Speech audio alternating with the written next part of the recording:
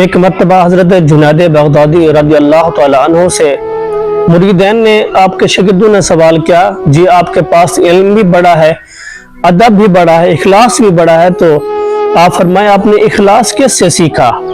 حضرت جنید بغدادی رحمۃ اللہ تعالیٰ علیہ آپ فرماتے ہیں کہ میں نے علم جو ہے وہ تو اپنے اساتذہ کرام سے سیکھا، لیکن جو ادب ہے، جو اخلاص ہے، میں نے ایک نائی سے سیکھا۔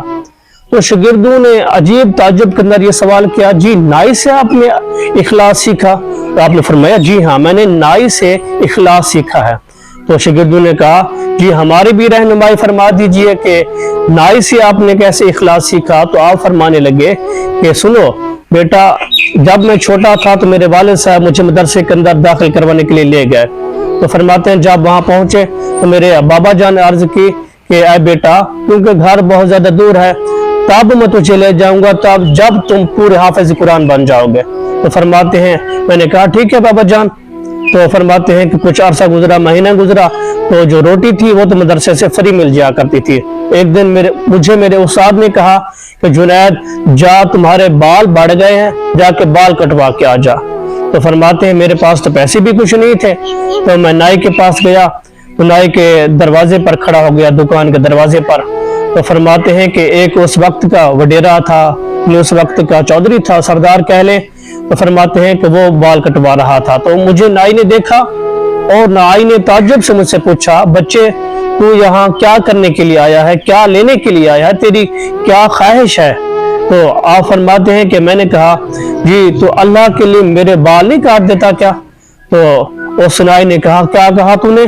کہ جی میں نے کہا میرے بال اللہ کے لیے، اللہ کی رضا کے لیے تو کاٹ دے، میرے پاس پیسے نہیں ہیں، میرے پاس بال کٹوانے کے لیے پیسے بھی نہیں ہیں، اللہ کی رضا کے لیے میرے بال کاٹ دے۔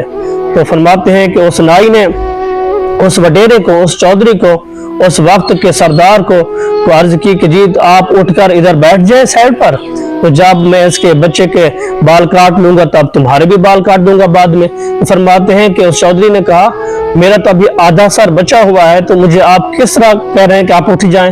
تو لیکن آپ نے فرمایا کہ میں تجھ کو تو انتظار کروا سکتا ہوں، لیکن میں اللہ کو انتظار نہیں کروا سکتا۔ تو وہ بندہ بھی سمجھدار تھا، شاید اٹھ کر چلا گیا، یعنی سائڈ پر بیٹھ گیا۔ تو فرماتے ہیں کہ اس بچے یعنی جنید بغدادی فرماتے ہیں کہ مجھ سے نائی نے پوچھا کہ بچے تجھے کوئی جلدی تو نہیں ہے؟ تو میں نے کہا نہیں مجھے تو کوئی جلدی نہیں ہے۔ تو فرماتے ہیں کہ آپ مجھے اجازت دے دیں، کیونکہ میں نے اللہ کے لیے کام کرنا ہے، میں جاؤں وضو کر کے آتا ہوں پھر میں آپ کے بال کاٹوں گا۔ اور جنید بغدادی رحمۃ اللہ علیہ فرماتے ہیں کہ وہ نائی گیا، جا کر وضو کیا اور پاک صاف ہو کر آ گیا۔ جب وہ کینچی اٹھائی اس نے درود پاک پڑھا، جب کنگھی اٹھائی تو کلمہ شریف پڑھتا رہا۔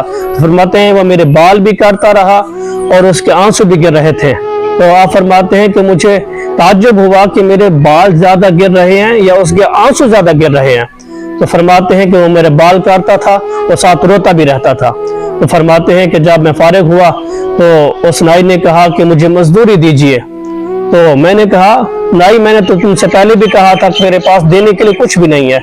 تو اس نائی نے کہا میں نے تم سے پیسے نہیں طلب کیے، بلکہ میں تم سے التجا کرتا ہوں کہ جب تمہارے دوبارہ بال بڑھ جائیں تم میری دکان پر آنا اور مجھ سے یہ کہنا کہ نائی کہ اللہ کی رضا کے لیے تم میرے بال نہیں کاٹ دیتا تو میں تمہارے بال کاٹ دوں گا، یہ میری جو ہے مزدوری ہے، مجھ سے میرا اللہ راضی ہو جائے۔ آپ فرماتے ہیں میں نے اس نائی سے اخلاص سیکھ لیا کہ جو بھی کام کرنا چاہیے اللہ کی رضا کے لیے کرنا چاہیے۔